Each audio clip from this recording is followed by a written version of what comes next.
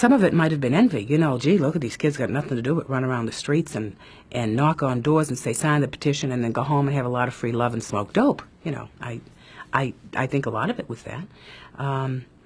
And a lot of it was, you know, the attitude of, look, you wet behind the ears creep. You know, what do you know? Here I am, you know, scratching my head, wondering how I'm going to pay both the light bill and the gas bill this month.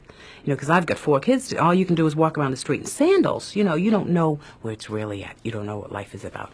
So I think a lot of the animosity was that way.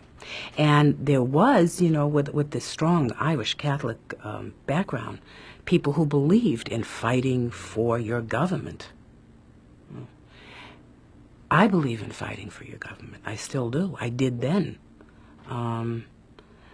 And these people felt it even more strongly because they had fathers and brothers, I guess, who went through Korea or World War II.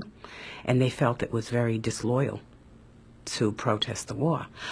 I didn't feel it was disloyal. I felt that they were saying what they believed. And if that's what they really believed, then they absolutely had the right to say that. I may not agree with them, but, oh God, isn't that an old historical quote from somebody? I'll defend to the death your right to, something like that. But I believed it even then.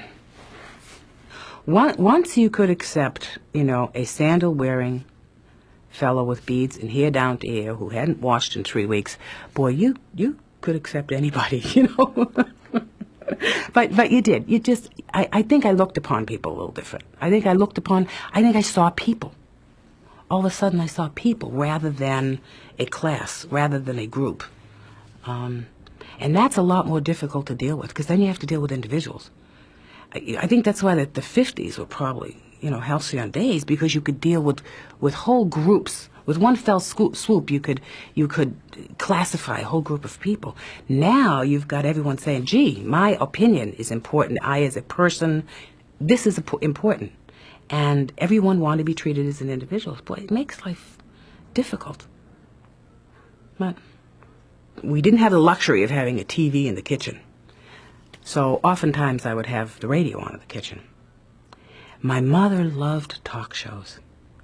So many times she'd come over in the evening to babysit, and the radio would still be tuned to her talk show, so I'd put it on in the morning. And that began to give me some of the news of the world. But what was going on in the talk shows then was not, you know, oh, these wonderful students out demonstrating. Oh, no, it was people calling them, you know, really bad names. And how dare they disrupt school classes, and how dare they protest against the school. And I believed that. I believed that. These rotten kids. If I want to go get an education, who are these kids who have nothing better to do than march out front to prevent me from entering the school of my choice? I think I even called a talk program once and voiced just such an opinion. But anyway, my day was pretty filled up. I don't know if they care now, but at that time they really cared. They work out. I remember one girl came from Ann Arbor, Michigan, and she wanted to come to the ghetto to work. You know, but she helped us put together a community newspaper, and the girl worked, you know, her buns off. I mean, she worked very hard. For free. For free. That was amazing to me. Because at the time, I thought you only did stuff for a paycheck, so you could support your family. So you're doing this for free. Eventually, a woman who also had 4 children, my neighbor, we lived in the same building, she had 4 children, we took over this newspaper, and then we worked for free. And then we would send the kids off to school in the morning, and we would go down to the newspaper office and work all day for free. And it took the rest of my neighbors, my community, a year and a half before they would even accept a newspaper, before they would believe that, yes, Charlotte Ploss and her neighbor are really doing this because we really care, because we really feel that there's things going on in this community that you need to know about, and the only way to get the information to you is for us to print a newspaper with our own dollars and our own sweat and our own blood and our own time. We're going to do it for free. They didn't want to believe it. They thought we were communist agents. But these are people I'd known for a decade. You know, how can you tell me that you don't believe what I'm saying? Did they change? A year and a half later, yes. I became aware of a lot of injustice, of a lot of wrong and bad things that were going on. perpetrated by the government, perpetrated by quasi-governmental institutions. And I became real angry about that. And I felt that I had a right to let them know how angry I was, and that I wasn't going to watch another community bulldozed into oblivion, nor another people, nor another dream bulldozed into oblivion. I wasn't going to stand by and watch it. I was going to find a way to fight back.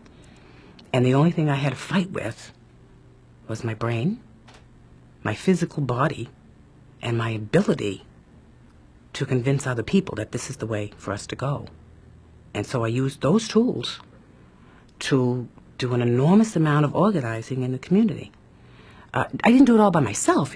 I still had a lot of the students who now lived in Mission Hill. And we could do wonderful things. We had a wonderful telephone network. Within a matter of hours in the middle of the night, we could pull 400 people out in the street by just making a few phone calls, and we did. There's no question that they empowered me. I don't know if it would have happened without them. I don't know if someone didn't say to me, you have the right to be mad, you have the right to be angry, and you have the right to stand there and say so. I don't think I would have done it without them convincing me that I had the right and that what I had to say was important and worthwhile. They made me believe that. I feel strong, and I have given some of that strength to my kids. I think what's great for my kids is they have seen their mother be a total maniac in the streets, be loud and aggressive and fearless. And so I have passed that on to them, and what they understand is, I don't care if they're the only ones that say, if you believe something, I don't care if you're the only one standing in front of the bulldozer, in front of the tank, in front of whatever, then you go and you do it. And they feel that they can do it. That, for me, was the biggest change. I think my kids are not stuck in the mode of, well, we're going to go to school, we're going to go get a job, and we're going to go get married and do that sort of thing.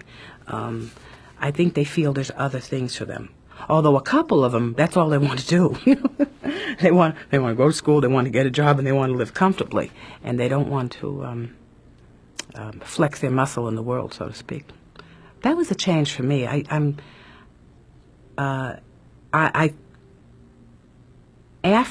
all of that stuff happened, I never went back to just changing diapers or I never went back to that. There was always too much more that I needed to know in the world and wanted to do. I could never see myself as just being home, taking care of things. I couldn't do just that. I can do that plus other things.